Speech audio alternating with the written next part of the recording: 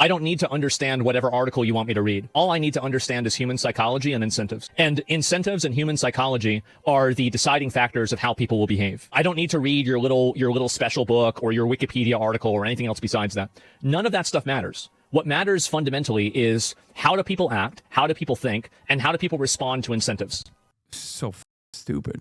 This is just a defense of anti-intellectualism. This is anti-intellectualism masquerading as like some sort of like understanding of humanity. Like, oh, this is my philosophical approach. It's like, no, it's not. You need to do both. Okay.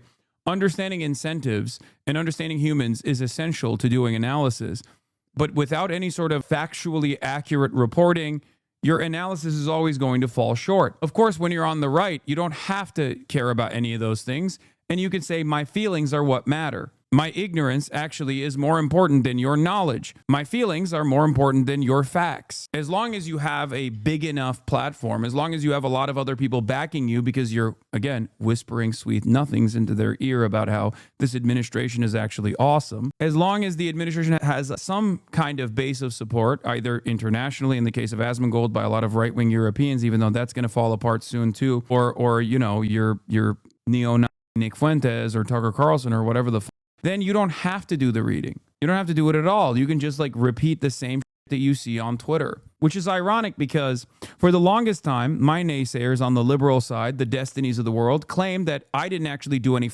reading at all, and I was a dumb moron who doesn't know anything and inconsistent and hypocritical and only rely on Twitter posts for my commentary. And that's so funny because that's literally what Asmongold is doing. And Asmongold, as a matter of fact, was able to develop himself as a political commentator because of all the disparaging nonsense that centrists and liberals and objective commentators in the slop tube sphere did to disparage someone like myself.